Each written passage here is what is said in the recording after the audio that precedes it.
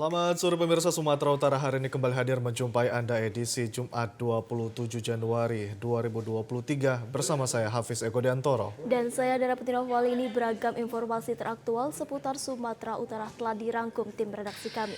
Berikut berita selengkapnya.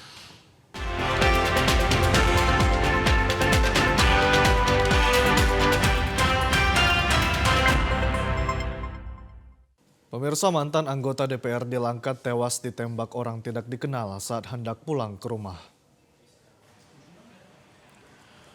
Painio, mantan anggota DPRD Langkat tahun 2014-2019 ditemukan tewas bersimbah darah di kawasan Kecamatan Wampu, Kabupaten Langkat pada Kamis malam.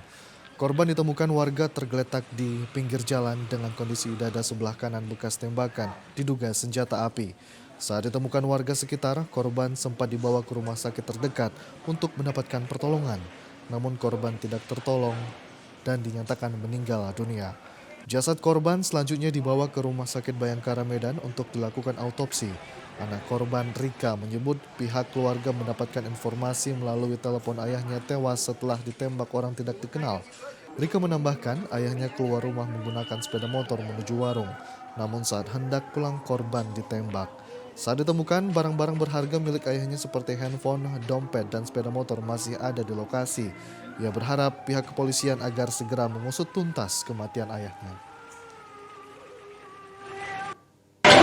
Dari telepon dari security di sana kan, bahwasanya ayah jatuh naik kereta gitu. Terus saya telepon orang rumah, udah keadaan adik udah nangis, pulang cepat bapak ditembak katanya gitu. Terus lah saya langsung menuju rumah sakit karena tahu langsung dibawa ke rumah sakit gitu. Adik semoga pelakunya cepat ditangkap, dihukum sesuai dengan kejahatannya itu. Belum ada keterangan resmi dari pihak kepolisian terkait peristiwa tersebut. Setelah selesai diautopsi, jenazah korban langsung dibawa ke rumah duka untuk disemayamkan. Pemirsa, Kapolda Sumatera Utara Irjen Pol Pancaputra mempertegas dirinya tidak terlibat dengan skenario Konsorsium 303 yang sempat beredar. Di hadapan Kejati Sumut, Kapolda Sumatera Utara Irjen Pol Pancaputra mengatakan dirinya tidak terlibat dalam skenario Konsorsium 303 yang sempat beredar beberapa waktu lalu. Konsorsium 303 sempat mencuat beriringan dengan kasus Ferdy Sambo. Dalam grafis yang sempat viral memperlihatkan Ferdy Sambo yang saat itu masih menjabat sebagai Kadif Propam Mabes Polri. Panca disebut dalam grafis menerima dana hasil judi dan terlihat juga dalam grafis tersebut nama-nama pejabat Mabes Polri dan beberapa pengusaha asal Jawa. Kapolda Sumatera Utara Irjen Pol Pancaputra menegaskan grafis konsorsium yang sempat beredar adalah tidak benar. Bahkan ia menyebut tidak pernah bertemu dengan tersangka bos judi online Joni alias Apin BK. Selain itu, pemberantasan judi di wilayah hukum Sumatera merupakan bukti keseriusannya dalam bekerja. Dirinya meminta Apin BK untuk mengklarifikasi soal keterlibatannya dalam konsorsium 303 adalah fitnah untuk menjatuhkan jabatan dan martabatnya. Ini komitmen saya dan saya minta hal-hal yang menyebarkan tidak boleh diteruskan. Saya harus sampaikan ini dan teman-teman sudah dengarkan tadi, langsung silakan bertanya kepada yang bersangkutan. Bahwa sampai saat ini saya tidak pernah tahu tentang yang bersangkutan dan tidak pernah menerima apapun. Dan kemudian saya minta ini menjadi komitmen Polri bahwa kasus judi online harus tuntas. Dan kita sudah tandai dengan penangkapan terhadap yang bersangkutan meskipun lari dan menyita serta menerapkan tindak pidana pencucian uang dalam kasus perjudian yang selama ini mungkin belum pernah kita lakukan. Insya Allah ini jadi pelajaran mahal dan saya minta tidak ada lagi para pelaku judi yang ada di wilayah Sumatera Utara. Seorang pelaku pencuri ditangkap warga saat hendak melancarkan aksinya dengan melompat pagar dan mencongkel jendela rumah. Pelaku terlihat babak belur dan diikat warga di pagar besi sebuah rumah. Pelaku ini ketahuan dan ditangkap warga setelah melompat dan hendak mencongkel jendela sebuah rumah pada pukul 4 pagi dini hari tadi. Dan terlihat pria pelaku pencuri ini diikat menggunakan gari dan diintegrasi ramai-ramai oleh warga. Informasi yang dihimpun, pria yang ditangkap warga ini diduga hendak membobol sebuah rumah di Gang Perintis, Jalan Bersama, Kelurahan Bantan, Kecamatan Medan Tembung. Namun sebelum berhasil melancarkan aksinya, pria yang badannya bertato tersebut keburu ketahuan dan ditangkap warga. Warga menduga pelaku yang tinggal di Jalan Bersama Gang Terong, Kelurahan Bantan ini sudah sering melakukan pencurian di rumah warga dengan berpura-pura mencari ikan gobi atau jentik nyamuk. Awalnya pelaku ini tidak mengaku, namun setelah digeledah, warga menemukan obeng yang digunakan untuk mencongkel jendela rumah untuk mengambil sebuah handphone. Pelaku pencuri ini kemudian dibawa oleh warga bersama Kepala Lingkungan ke Polsek Percut Setuan untuk dilakukan pemeriksaan guna mengembangkan penangkapan tersebut. Ya pemirsa, kita beralih ke informasi lainnya. Terlibat penyalahgunaan narkoba seorang oknum kepala sekolah dasar negeri di Dusun Karasari, Desa Perpaudangan, Kecamatan Kuala Hulu, Kabupaten Labuan Batu Utara saat ini dalam proses pencopotan dari jabatannya. Seharusnya sebagai contoh panutan dan pembina para guru sekaligus pendidik di sekolahnya, justru salah seorang oknum kepala sekolah bernama Adria Bangun mencoreng nama sekolah dan dunia pendidik dengan perbuatannya penyalahgunaan narkoba. Berawal dari akhir tahun 2022 sekitar sebulan lalu, personel polisi dari Polres Labuan Batu menangkap 2 orang warga pelaku penyalahgunaan narkoba di Desa Perpodangan. 1 orang pelaku hingga saat ini masih ditahan dan 1 orang lagi setelah 3 hari ditahan dan oknum kepala sekolah justru dilepas oleh pihak kepolisian. Kasat Pol PP Labuan Batu Utara Singgi Purwoto mengatakan, berdasarkan permintaan dari Kadis Pendidikan, pihaknya mendampingi oknum Kasek tersebut untuk dites urin di RSUD AEK Kanopan. Saya hadir di Dinas Pendidikan bersama dengan Kadis Pendidikan Mengiruan, kemudian kami membawa yang bersangkutan ke RSUD Labuan Batu Utara untuk dilakukan tes urin. Saya hanya diminta mendampingi sampai dia atau beliau itu di tes urin. Kalau masalah hasilnya saya kurang tahu dan itu menjadi kewenangan dari Dinas Pendidikan. Sementara itu, Sekretaris Badan Kepegawaian Daerah Labuhan Batu Utara, Muhammad Yusuf menjelaskan, berdasarkan surat usulan dari Dinas Pendidikan, pihaknya saat ini sedang memproses oknum Kepsek tersebut untuk dicopot dari jabatannya. Ini dalam proses pemberhentian dari jabatannya sebagai kepala sekolah. Selengkapnya mungkin nanti setelah selesai SK-nya keluar mungkin bisa kita konfirmasi lagi Bang untuk ditunjukkan SK dari saudara Andria Bangun SPD ini Bang. Kita beralih ke informasi lainnya pemirsa, para pedagang telur ayam ras di kawasan Medan merasa resah akibat harga telur untuk dikonsumsi masyarakat harganya turun drastis. Hal tersebut dikatakan Iwan, pedagang telur ayam ras di kawasan Pasar 5, Kelurahan Rengas Pulau, Kecamatan Medan Marelan. Para pedagang mengeluh karena turunnya harga telur ayam secara mendadak, sementara stok telur pedagang melimpah. Pada saat tahun baru lalu, harga telur ayam ras 1.600 per butir dari kandang ayam, namun kini harganya turun menjadi Rp1.300 per butir, sehingga pedagang mengalami kerugian Rp300 per butir. Turunnya harga telur ayam juga membuat penjualan menjadi menurun karena daya beli masyarakat yang lemah. Saat ini selain biaya produksi, harga pakan ternak ayam juga naik sehingga berpengaruh terhadap penjualan telur ayam. Pedagang berharap kepada pemerintah Kota Medan segera menstabilkan harga telur di pasaran.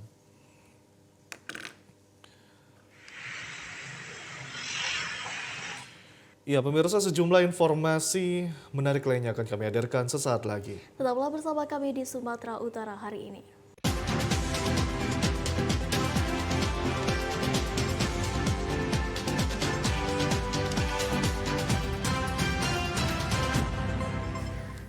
Ya pemirsa, terima kasih Anda masih bersama kami. Dinas Kependudukan dan Catatan Sipil Kabupaten Karo memperkenalkan identitas digital kepada masyarakat. Dengan KTP elektronik dan smartphone, masyarakat bisa mendapatkan identitas digital untuk mempermudah kepengurusan administrasi. Identitas digital ini merupakan pembaharuan dari sebelumnya menggunakan kartu. melalui aplikasi identitas kependudukan digital yang diunduh melalui Play Store. Dengan aplikasi ini semua data mulai dari kartu keluarga, data vaksin, BPJS, pajak, dan lainnya sudah terintegrasi dalam satu aplikasi. Kepala Dinas Kependudukan dan Catatan Sipil Kabupaten Karo, Susi Iswara Bangun menjelaskan, implementasi digitalisasi identitas kependudukan ini sudah dicanangkan oleh Dirjen Dukcapil sejak tahun lalu kepada seluruh ASN untuk segera beralih ke identitas digital. Selain itu, masyarakat umum yang mengurus identitas akan didaftarkan ke identitas berbasis digital. Bagi masyarakat yang ingin beralih ke identitas digital, cukup datang membawa KTP elektrik dan smartphone akan dibantu petugas untuk pengisian data dan barcode. Implementasikan identitas kependudukan digital ini. Jadi di sini di Kabupaten Karo, kami juga telah melaksanakannya. Lebih kami utamakan dahulu untuk ASN, namun masyarakat tetap kami himbau, apalagi masyarakat yang kebetulan mengurus dokumen kependudukan dan pencatatan sipil di kantor, kami akan menanyakan apakah memiliki smartphone karena itu adalah merupakan syarat utamanya. Lalu kami akan membuat KTP digitalnya untuk lebih memudahkan dia dalam pelayanan publik. Ya, sebenarnya karena itu sangat tergantung pada servernya, jadi memang mereka harus kemari dan harus memiliki smartphone dan membawa KTP-nya. Jadi nanti kita akan membuat KTP digitalnya di kantor Dukcapil di Kamanjahe. Hingga saat ini sudah terdaftar sekitar 600 orang yang beralih ke identitas digital dan ditargetkan pada tahun ini sebanyak 3.000 orang. Pemirsa, Menteri Pertahanan Republik Indonesia Prabowo Subianto bersama Wali Kota Medan menghadiri doa dan zikir akbar di lapangan Benteng Medan Kamis malam.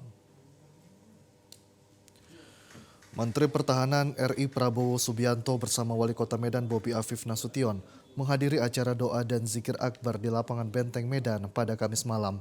Acara yang dihadiri ratusan peserta, doa dan zikir ini menyambut kedatangan kedua publik figur Menteri Pertahanan RI dan Wali Kota Medan. Acara tersebut diawali dengan lantunan ayat suci Al-Quran yang kemudian dilanjutkan dengan doa dan zikir bersama. Wali Kota Medan Bobi Afif Nasution mengatakan doa dan zikir akbar ini diselenggarakan untuk memudahkan warga Medan dalam melaksanakan pekerjaan di awal tahun 2023. Dalam kesempatan itu juga, Bobi meminta maaf kepada warga Medan karena dalam beberapa bulan terakhir, kota Medan dilanda kemacetan di sejumlah titik jalan utama.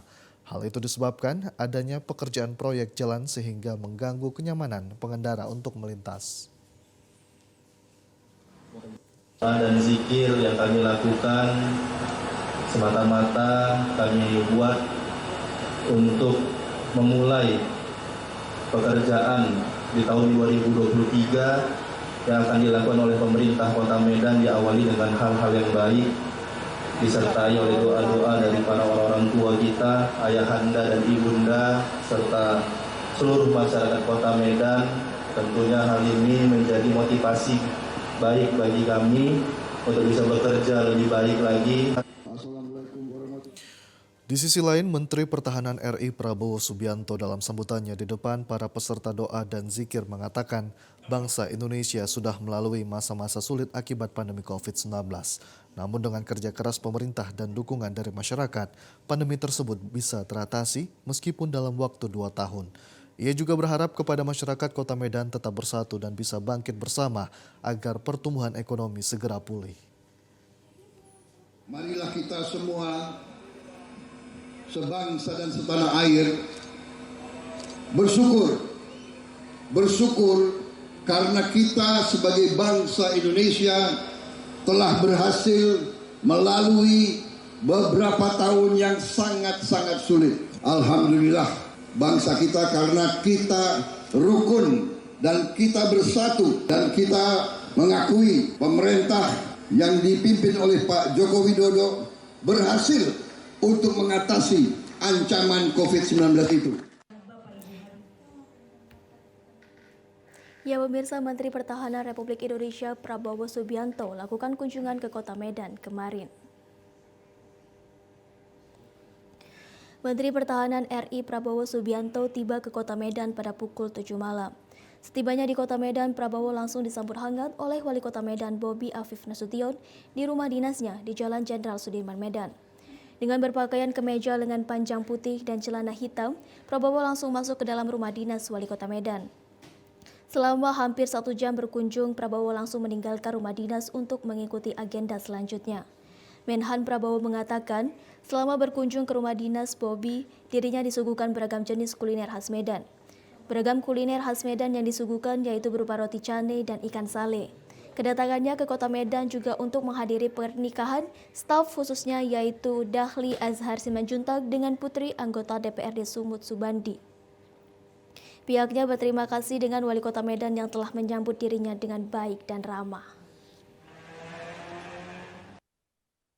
Beberapa acara di Medan, akad nikah salah satu staf khusus saya, dan berkunjung ke Kodam.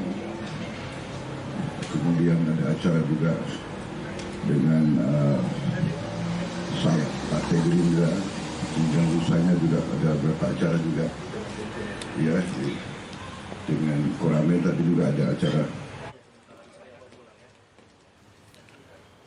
Sementara itu pemirsa, kantor wilayah Dirjen Perbendaharaan Provinsi Sumatera Utara merilis kondisi APBN selama tahun 2022 berjalan sangat baik dari sisi penerimaan maupun dari sisi belanja.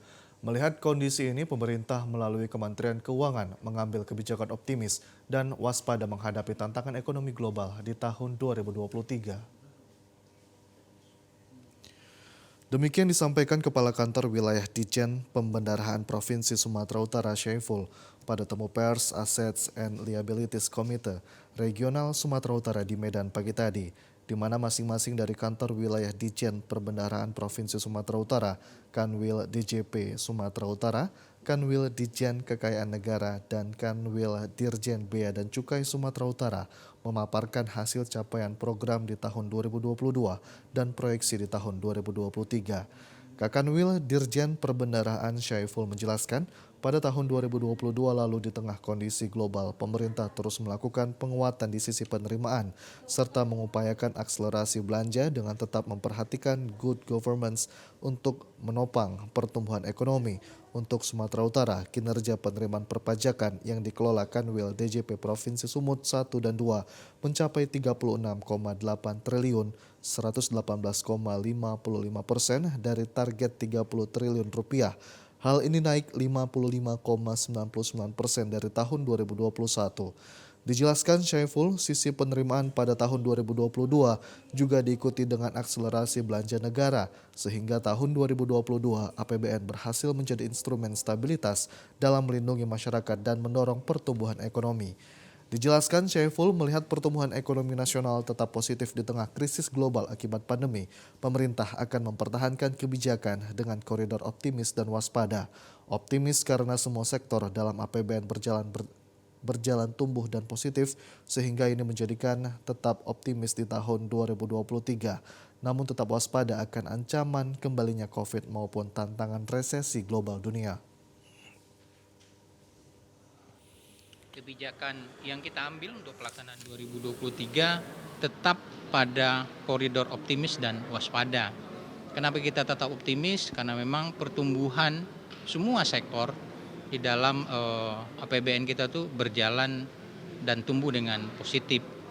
Sehingga ini menjadikan optimisme kita cukup tinggi di tahun 2023. Namun waspada tetap kita jalankan karena ada beberapa hal yang menjadi kewaspadaan kita untuk mengantisipasi kemungkinan terjadinya letupan-letupan ya atau kejutan-kejutan kemungkinan yang muncul ya. Apakah munculnya kembali COVID yang kita tidak harapkan akan terjadi, atau perang Ukraina Rusia yang sampai hari ini juga belum tahu kapan akan berakhirnya. Dan itu semua berpengaruh terhadap kondisi perekonomian kita, karena ada beberapa komoditi tertentu yang memang akan berimbas karena kondisi yang ada. Dan APBN tetap akan memperkuat itu, apa yang kita sebut dengan shock absorber, sebagai bantalan dalam menghadapi semua ketidakpastian, karena memang kita siapkan buffer anggaran untuk menghadapi itu semua. Syaiful juga menjelaskan kebijakan APBN di tahun 2023 sudah mempersiapkan bumper untuk menghadapi perlambatan pertumbuhan ekonomi dan inflasi. Ya pemirsa, selanjutnya kita beralih ke Kabupaten Mandailing Natal, di mana pelaksanaan sholat Jumat di Kabupaten Mandailing Natal selalu dipenuhi para jemaah hingga keluar masjid. Seperti inilah pelaksanaan sholat Jumat di Kabupaten Mandailing Natal, selalu dipenuhi jamaah, mulai dari anak-anak hingga orang dewasa. Seperti terlihat di Masjid Agung Nur Ala Nur Penyambungan, Kabupaten Mandailing Natal. Sebagian jamaah terpaksa mengikuti sholat Jumat di luar masjid, karena daya tampung masjid hanya 1.200 orang. Pelaksanaan sholat Jumat di Mandailing Natal yang merupakan serambi Makkahnya Sumatera Utara juga tidak berbeda dengan daerah lainnya. Sementara tema yang disampaikan Khotib Sahminan Nasution yakni tentang kezoliman manusia saat ini sehingga tidak mengenal rasa kemanusiaan. Hal ini disebabkan karena tipisnya keimanan dan ketakwaan kepada Sang Pencipta. Oleh karenanya, setiap manusia harus memiliki iman dan ketaatan dalam menjalankan perintah Allah sehingga terhindar perbuatan keji dan munkar. Dan saat itu apa? Udah ngomong lagi nasihat. Nasihat ini ada dua. Ada nasihat dari luar, ada dari dalam. Nasihat dari luar kadang-kadang pamannya kasih nasihat, saudaranya, sobatnya dan segala macam. Gak mempan lagi terima nasihat. Dan ada nasihat ini dari dalam. Apa nasihat dari dalam? Perubahan yang terjadi pada diri manusia itu sendiri. Pergeseran nilai dan pertukaran waktu yang terjadi pada tubuh kita itu kan nasihat dari Allah. Ya pemirsa, beragam informasi aktual yang akan kami hadirkan sesaat lagi. Tetaplah bersama kami di Sumatera Utara hari ini.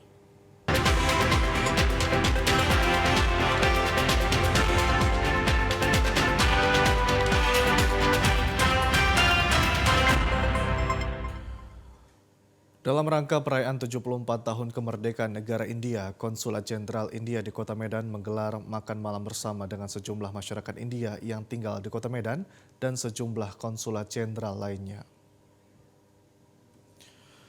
Perayaan 74 tahun kemerdekaan negara India berlangsung meriah yang diselenggarakan di Hotel JW Marriott, Kota Medan malam tadi. Acara tersebut turut diisi dengan berbagai kegiatan yakni tarian khas Sumatera Utara dan India, peragaan senam yoga, serta nyanyian yang bertemakan negara India. Konsul Jenderal India Subham Singh mengatakan, kemerdekaan negara India yang ke-74 tahun merupakan momentum untuk membangun persahabatan yang baik antara Indonesia dan India, terutama Sumatera Utara, yakni kerjasama di sektor perdagangan, sektor pendidikan, dan kebudayaan dengan menggelar pertukaran pelajar serta mengadakan program pendidikan beasiswa.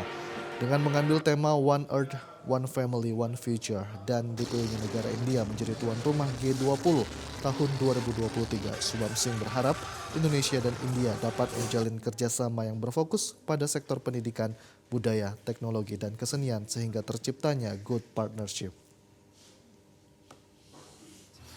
From legal community, NGOs, political community and businessmen into India for our Gen Next training program.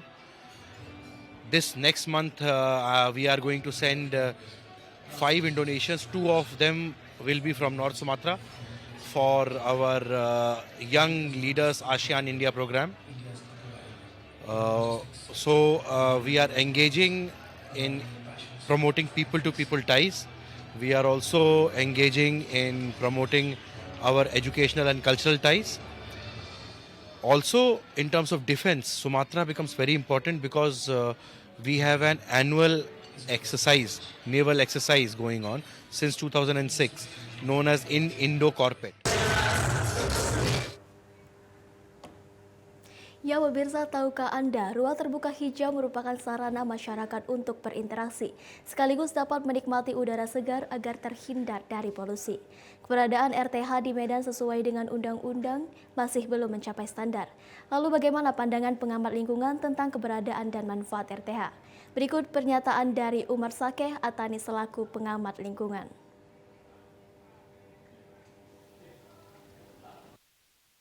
Jadi ruang terbuka hijau memiliki fungsi masing-masing. Ada beberapa fungsi dari RTH, termasuk salah satu adalah interaksi sosial dan juga sebagai tolak ukur perkembangan kota ke depan sebagai kota-kota metropolitan. Jadi RTH ruang terbuka hijau yang ada sekarang di Kota Medan ini saya rasa fungsinya harus ditambah. Karena fungsi ini bisa di-advance, bisa dikembangkan. Kita lihat kota-kota maju, RTH itu menjadi buffer tempat pembentukan generasi-generasi masa depan. Khususnya tingkat generasi kita di tingkat dasar. Maka itu saya harapkan pemimpin harus benar-benar memikirkan generasi bangsa depan, termasuk dari RTH, ruang terbuka hijau, sebagai interaksi sosial. Kalau bisa ke depan, interaksi sosial itu, dan RTH ini sebagai pusat interaksi sosial dapat menjadi sumber informasi juga. Ya, sumber informasi, sumber trading, ya, ataupun keseragaman agama dan budaya, yang mana di Medan ini sangat banyak diversity, ya. Keberagaman kita paling banyak di Medan dibandingkan kota-kota yang ada. Kita ini hampir seperti Jakarta secara demografi dan topografi, kita hampir seperti Pineng di Kuala ataupun Malaka. Jadi ini harus benar-benar dibuat satu perencanaan yang matang. Karena kalau kita bicara open space dalam kota, itu adalah perencanaan masa depan untuk generasi kita selanjutnya. Dan kita harus memahami bahwa sekarang perkembangan teknologi, perkembangan zaman itu berbanding lurus dengan timbulan-timbulan seperti sampah, ya, dan juga limbah B3. Juga perkembangan otomotif sekarang, ya, yang harus menjadi perhatian kita ke depan. Bagaimana generasi kita ke depan itu dapat dapat align sejalan dengan perkembangan dunia juga. Nah, RTH bisa menjadi faktor utama dalam membuat dan menjadikan itu menjadi program yang sukses ke depannya. Jadi untuk Medan khususnya kita sudah melihat bagaimana perkembangan, kita sudah memiliki arteri metropolitan one way. Ini satu langkah yang bagus. Memang masyarakat ya harus sabar melihat perkembangan ini. Namanya pembangunan nggak bisa instan, ya. Jadi kita harus sabar dan tetap menjadi pengawas terhadap jalannya laju pemerintahan dan pembangunan di Kota Medan ini sendiri. Jadi harapan saya tripartit antara hubungan pemerintah, pengusaha dan masyarakat ini harus dibangun kembali. Nah, dengan hadirnya RTH yang terkelola dengan baik, bisa menjadi sumber informasi ke depannya apa yang terjadi dalam pembangunan Kota Medan ataupun Sumatera Utara khususnya, bisa kita dapat informasi di RTH. Sehingga masyarakat bisa aware terhadap pembangunan apa yang terjadi di kotanya. Satu lagi memang tetap harus ada pengawasan yang benar. Arti tolak ukur pengawasan pemerintah untuk membangun sumber daya manusia ataupun pola pikir manusia generasi kita ke depan. Jelas harus benar-benar ditegakkan estate regulation-nya. Harus benar-benar ada regulasi yang mendukung untuk kemajuan ini. RTH hanya sebagai faktor utama, tapi banyak faktor-faktor pendukung. Seperti polusi yang dikeluarkan oleh kendaraan umum kita. Nah, pemerintah di sini harus lebih aware. Artinya, walaupun kita perbanyak RTH, tapi itu tidak dikontrol, ya sama aja. Yang ada nanti anggaran-anggaran juga tidak maksimal. Yang kita harapkan anggaran pembangunan itu dapat terserap dengan efisien, RTH juga dapat menjadi satu fungsi interaksi sosial yang baik sebagai tolak ukur perkembangan kota metropolitan, khususnya Medan dan Sumatera Utara. Yang ketiga lagi harus dibangun tripartit tadi, antara birokrasi, pengusaha dan masyarakat ini harus informasinya nggak boleh terputus. Sehingga tingkat ya edukasi masyarakat tuh dapat terbangun dengan sendirinya, karena ini tanggung jawab kita bersama, bukan hanya pemimpin, tapi rakyat juga harus merubah mulai sekarang mindsetnya.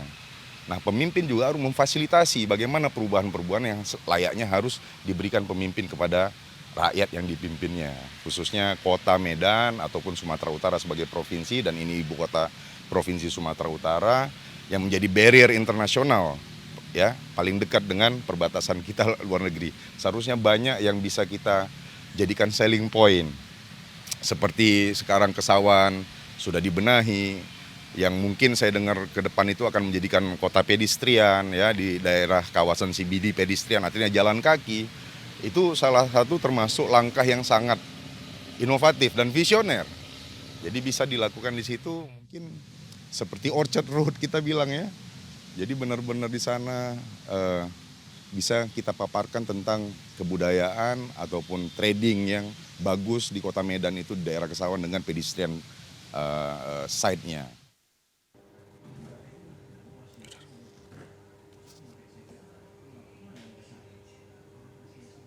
Pemirsa, informasi lainnya akan kami hadirkan saat lagi. Tetaplah bersama kami.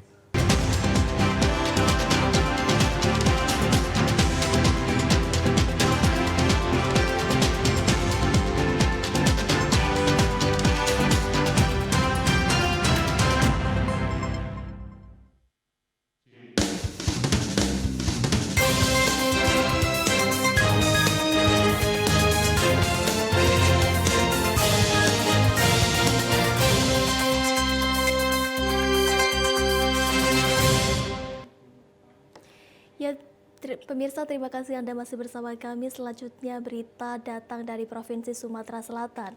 Angka stunting di Kota Lubuk Linggau mengalami penurunan yang cukup signifikan, bahkan terbilang tertinggi di Sumatera Selatan. Angka terakhir stunting tahun 2022 di Kota Lubuk Linggau 11,7% yang sebelumnya di tahun 2001 mencapai 23%. Penanganan stunting di Kota Lubuk Linggau cukup berjalan maksimal, lantaran menjadi salah satu sasaran persoalan yang harus segera ditangani pemerintah Kota Lubuk Linggau.